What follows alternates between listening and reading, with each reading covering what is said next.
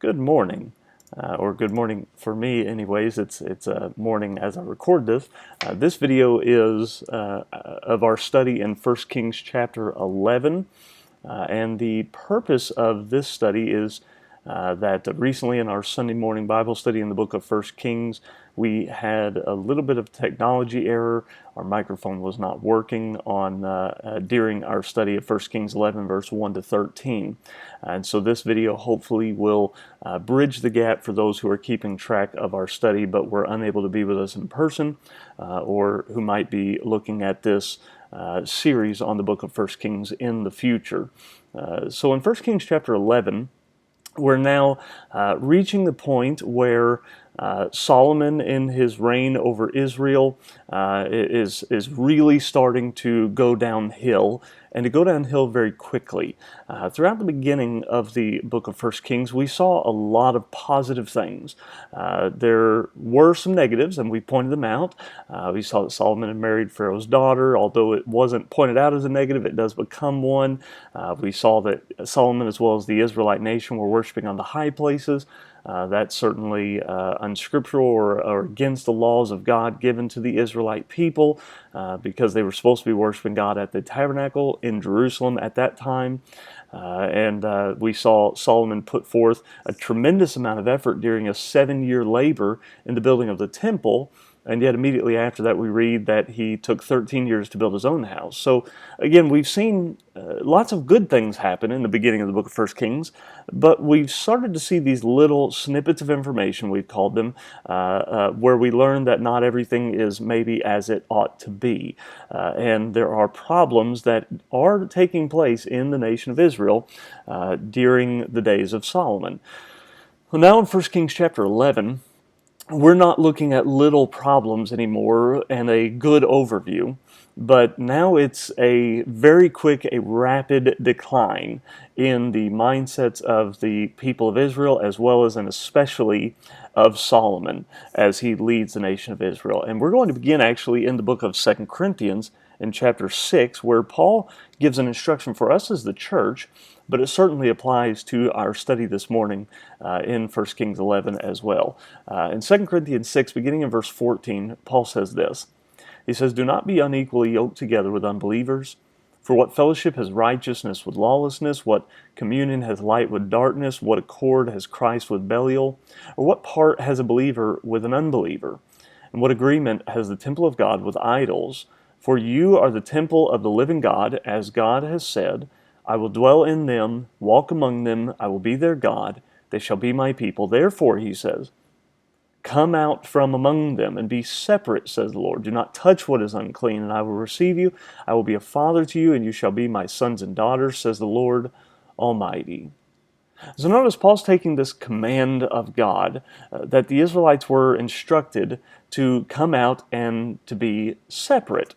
And that's certainly important for us, and we're going to consider that during this study. But the idea for us that Paul is teaching is that the relationships that we have in our life, it's not wrong to have a form of relationship with an unbeliever.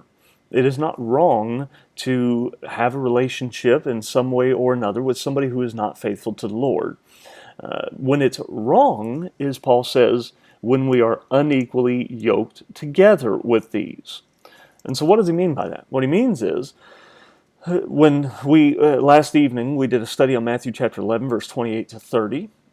And in that study, we considered the yoke that we're bearing, and how the yoke represents how an ox, or two oxen would rather, pull a plow or wagon, as we studied. And the yoke represented equal pulling, right? That neither of them are having to pull the entire weight of their own, but the yoke, that framework, allows them to pull together and share the weight that is being pulled. And so when Paul says unequally yoked together, he means that it's not two people pulling, or it's not you having the influence over this relationship, but rather it means that this unbeliever then has influence over you, and that's a problem. See, in the church, we are supposed to be the ones who influence our relationships. we're supposed to influence our friends, influence our spouses, our family members, and everyone in our life. We are supposed to be the light of Christ that is shining in this world. But whenever an unbeliever is influencing us, pulling us away from the worship of God, pulling us away from a faithful life with God, and influencing us, pulling us away from God rather than us pulling them towards God, then we are unequally yoked together with them. And therefore then we are in this improper and unfaithful relationship with somebody. We're not to allow wicked influences into our life that pull us away from God, but we're instead supposed to pull others towards God, correct? Now, certainly that would include and be especially applicable towards marital relationships, would it not? Because those are the most dominant relationships of our lives. Those are relationships that have the most influence over our life is our marital relationship. Our spouse is around us more often than anyone else, most of the time anyways. Our spouse is the person that has great influence over the way that we live our life and the pattern that our life follows. And so when we are unequally yoked together with a spouse, when we're allowing them to pull us away from God, we have problems, right? Well, Solomon in 1 Kings chapter 11 has problems. And Solomon has already shown us that he's departing from God. We've seen his priorities shift to focus on monetary gain. He's been building ships to go and get more gold, which we've already seen he has enough gold already. The entire nation of Israel has enough gold already because of the economic standing that Solomon has built. Solomon has built cities for his horses, which we read in Deuteronomy 17 he's not permitted to have. He's gone to Egypt even to collect horses, which God told them they were not allowed to do in Deuteronomy 17. And so we've seen the priorities of Solomon multiply, but we've seen that as he's multiplied gold and multiplied horses, two commands that, if you recall, in Deuteronomy 17, beginning in verse 14 down to verse 17, God told the kings of Israel that they were not to entertain. They were not to, he says in verse 16, multiply horses. They were not to cause the people to return to Egypt to multiply horses. Solomon's already done that. He's not going to multiply horses. He's not going to set a foreigner over them who's not a brother. In verse 17, he says you're not to multiply wives for yourselves, which we're going to see in just a moment. And then we're not to allow we're not to multiply silver and gold now, he says. Now, Solomon has already multiplied the silver and the gold. He has not multiplied, or rather the silver and gold and the horses, but he has not multiplied the wives yet, or at least that we've seen anyways. But now in 1 Kings chapter 11, we see that Solomon has multiplied the third command of God, that he has multiplied women in his life. In 1 Kings chapter 11, verse 1, it says, "But King Solomon loved many foreign women, as well as the daughter of Pharaoh." We've already read about her in this study of the book of 1 Kings already, that Solomon married her. He built her a home. It says that he's married women of the Moabites, the Ammonites, the Edomites, the Sidonians, and the Hittites, from the nations of whom the Lord has said to the children of Israel, "You shall not intermarry with them, nor they with you. Surely they will turn your hearts away from their gods." Solomon clung to these in love. And notice verse 3, how many does it say he has? And he had 700 wives, princesses, and 300 concubines. And his wives turned away his heart. So we begin in verse 1, we learn that Solomon loves foreign women, right? Meaning not women of Israel. And he is enraptured with these foreign women. And it tells us who they are. These are the Moabites, the Ammonites, the Edomites. The Edomites, remember, that was the sister nation of Israel, the descendants of Esau, or brother nation, I guess would be more accurate as a description. These were the descendants of Esau who rejected the Israelites when they were wandering in the wilderness, trying to pass through the land of Edom. The Edomites rejected them, and God is punishing them rather, because of that rejection. We read about that in the book of Obadiah. He marries the Hittite women. These are women of the land of Israel, the promised land beforehand. He marries the Moabite women and the Ammonite women. These are women that the Israelite had issues with while they were wandering in the wilderness. These are nations that Solomon was not permitted to marry. and was not permitted to enter into these relationships with. And there was a reason for that. We see this instruction in Deuteronomy 7, beginning in verse 1. God gives this command for the Israelite people that they were supposed to cast out the nations from before them, including the Hittites who we just read about. But then as we come down to verse 3, it says why. It says, "You shall not make marriages with them. You shall not give your daughter to their son, nor take their daughter for your son. They shall turn your sons away from following me to serve other gods. So the anger of the Lord will be aroused against you and destroy you suddenly." So notice that this is the command of God saying that you have to be wary about these intermarriages, because if you entertain these intermarriages with these people that are serving these false gods, they will pull you away and turn your heart away from your God. And you cannot entertain these marriages. So God commands them, do not enter into these marital relationships with these people that serve these false gods. And so Solomon decides he's going to reject this in all of his wisdom that God has given them. He rejects this command of God. He marries these people. And why? Well, it says he clings to them in love. Solomon loves to love, doesn't he? Solomon desires to be in love with these women. He lusts after these women. He has tremendous desire towards these women, and he loves them more than he loves God. And so when these women are bringing in these false gods into the land of Israel and into Solomon's life, instead of rejecting them, Solomon entertains them. It says in verse 4, and by the way, verse 3, how many of them does Solomon have? He has 700 wives, 300 concubines. It's amazing how many of these women Solomon has allowed into his life here. But it says in verse 4, "So it was, when Solomon was old, that his wives turned his heart after other gods, and his heart was not loyal to the Lord his God, as was the heart of his father David." So notice that it tells us that Solomon does not follow in the pathway of his father David. For all of David's mistakes, and David had the same struggle in his life as well, the struggle towards women. We read about that in his sin with Bathsheba. But the difference between David and Solomon is that David, Solomon's father, had such love of the Lord in his heart that when it was found that he had done wrong, and we see this numerous times, David was willing to change his ways and turn back to God. David's relationship with God was more important than his relationship with anyone else. And so, even though David had his flaws, certainly so, his love for the Lord was the dominant relationship in his life. And so when he failed, he came back. We read about David's, after his sin with Bathsheba, his killing of Uriah, and his sin is exposed in Psalm 51. We read about David clinging to the Lord, pleading with the Lord not to take away his spirit from David. He's showing tremendous repentance. But Solomon, it's known that he's committing this sin here, and instead of changing his ways like his father David would have done, he continues after these false gods, after these other gods, it says, not the God of the children of Israel, but of these gods, of these women that he's married, and his heart, it says, was not loyal to the God or to God. And so this shows us that Solomon, he is abandoning God because he has made these women the most important thing in his life, along with his money and his horses we've already read about, right? It says verse 5, "For Solomon went after Ashtoreth, the goddess of the Sidonians, and after Milcom, or Moloch he's normally called. We'll read about him in a moment. The abomination of the Ammonites." By the way, Moloch is the god that the Ammonites would make children sacrifices to.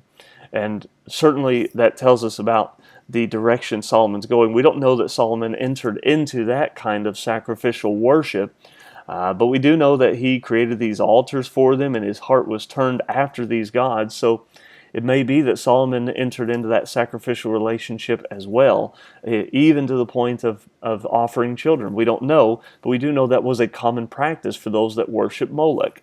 Solomon, it says in verse 6, did evil in the sight of the Lord and did not fully follow the Lord as did his father David. So notice again, it points out, so he did do some things to follow the Lord. He practiced some things. We remember that we've read before, prior to this, that Solomon has worshiped God by making his 3 yearly sacrifices to the Lord. So Solomon he does in some ways follow God, right? But he does not fully follow God. So let's ask a question. Is Solomon's partial following of God acceptable to God? Well, we're going to read about Solomon's punishment from God in just a moment. The obvious answer is no. David, his father, fully followed the Lord. Did he fall short at times? Most certainly he did. But his heart was fully devoted to God. Solomon does evil in the sight of the Lord. He still comes to God and makes some sacrifices and some moments of worship, but they are not from a heart that is devoted towards God. His heart is devoted to his wives and his money. His worship of God is simply done as an act of necessary service at times. This is the same kind of practice that we at times do as Christians as well. Whenever we come to God and we have a moment of worship to God, and that's a beautiful thing. Whenever we worship God, we come together to the church on Sunday morning, and then we leave that worship and we go to our normal life, and we commit tremendous amounts of sin throughout our weekly activities. And then we come back to God and we worship God again on Sunday morning. Well, what did Paul just say? We're supposed to come out from among those false practices, those false relationships that we're not to entertain. In James chapter 3, James, speaking about the tongue, spoke about how we can't produce fresh water and salt water in our life. We can't serve God with our mouth and then go and curse men with the other side of our mouth. We have to choose one or the other. If we disobey God, then we have disobeyed God. And Solomon is showing a great example of that. He's departing from God, even though he keeps some practices of the Lord, but as a whole, he is doing evil in the sight of God as a result. Even though he keeps some practices, he's not faithful to God because he's not following God. Verse 7, it says, Then Solomon, he goes even one step further, doesn't it say? He built a high place for Chemosh, the abomination of Moab, on the hill that is east of Jerusalem, and for Molech, the abomination of the people of Ammon. And he did likewise for all his foreign wives who burned incense and sacrificed to their gods. Now, there's a key here, I hope you noticed in verse 8. So he's setting up these altars, these places of worship for these false gods. So not only is he marrying these women who are serving these false gods, not only is he giving his heart to these false gods now, but he's even setting up places of worship. So what does this mean? Well, this means that this will allow other people of Israel and these women and these people that are living in the land of Israel to practice this false worship in God's land. And this is a despicable act that he's performing. He's allowing people's hearts to be turned away. So not only is his heart being turned away from God, but he's setting up these altars of worship for other people's hearts to be turned away. And so then it says in verse 8, he did likewise for all his foreign wives who burned incense and sacrificed to their gods. So the key here is he did the same thing for all his wives. So notice what that means. That means Solomon was not a discerner of the practices of his women. No matter what the woman in his life practiced, Solomon did not differentiate between one and the other. As God is not a respecter of persons, we read about in the New Testament, Solomon was not a respecter of practices of false worship.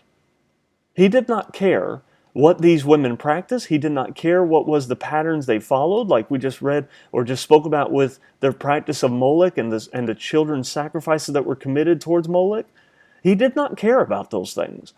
If the women that he loved practiced them, then Solomon provided the opportunity to practice these worships. He said they burned incense, they sacrificed to their gods, they performed all these various worships, and Solomon did so for all of his women, all 700 wives and 300 concubines, or legal prostitutes is what they were. Solomon does not differentiate between any of their religious practices. He cares more about the women than anything else. And so Solomon is entirely departing from God here, is he not? And not only that, but he is becoming an example for the children of Israel to depart from God alongside him. So in verse 9, the Lord became angry with Solomon because his heart had turned away from the Lord God of Israel, who had appeared to him twice.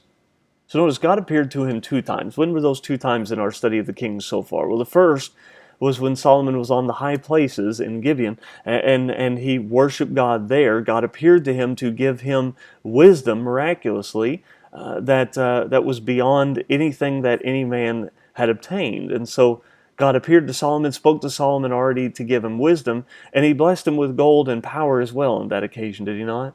And then the second time is in the dedication of the temple and of the hearts of the children of Israel. Solomon spoke to God and proclaimed that worship to God, and God appeared to him and spoke to him, rather, about the need for Solomon to continue in faithfulness of worship and practices of the keeping of the law, and to lead the Israelites to do the same thing, and they would be blessed by God. So Solomon has already had God appear to him 2 times.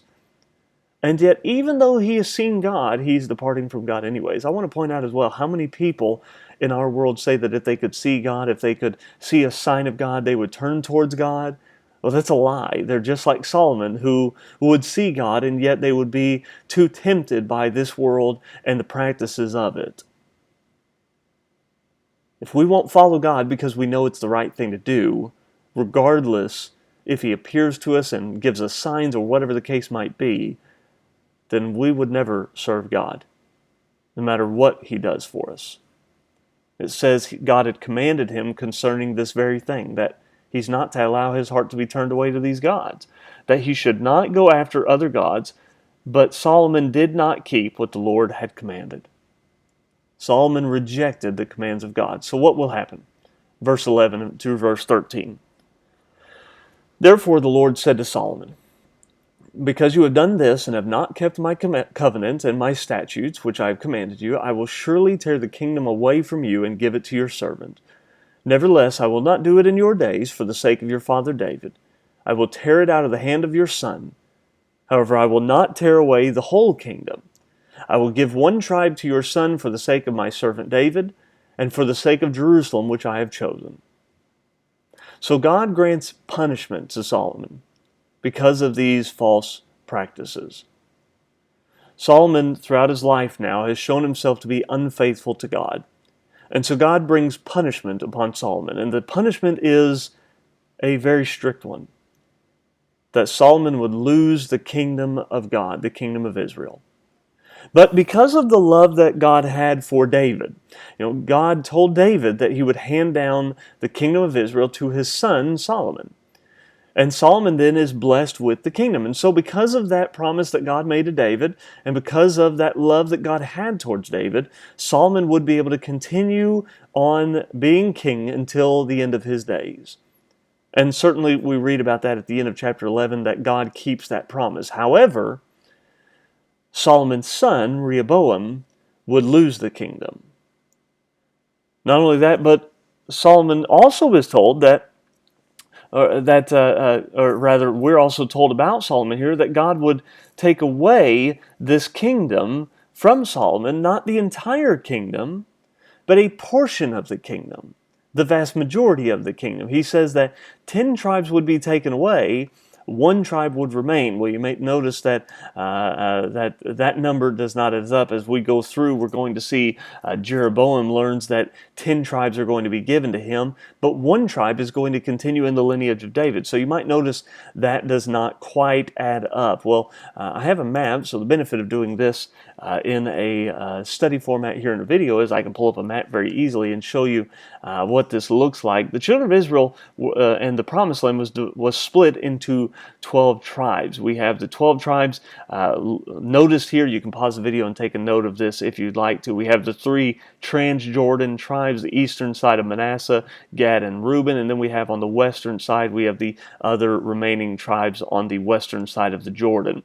What God is telling Solomon here is that the kingdom of Israel will be divided, and that it will be split along this line, basically. This line will be the dividing line of the nation nation of Israel, and will be split into the north, which would include all the Transjordan area and the northern kingdoms of Israel, these 10 tribes. And the southern tribes would be the tribe of Benjamin and Judah. Simeon was in the south, but they would depart and navigate towards the north at a later time. But these 2 tribes would be in the south. So why does God say one tribe would be kept for the nation, or rather for the descendants of David? Well, because the nation of Judah Judah would be the name of the southern kingdom, because Judah would be the dominant tribe in this southern kingdom.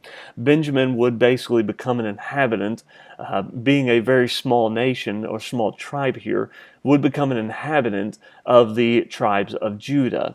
And inside of this tribe as well, because Benjamin owns this land of Jerusalem, this would then become a part of the land of Judah.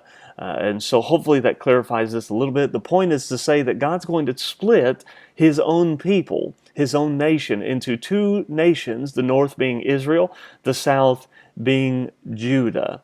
And so when God does this, this will be a disaster for the people of Israel. It will create tremendous conflicts in the nation of Israel. But notice what He said here at the end of this. He would keep this one tribe for a purpose. What is that purpose?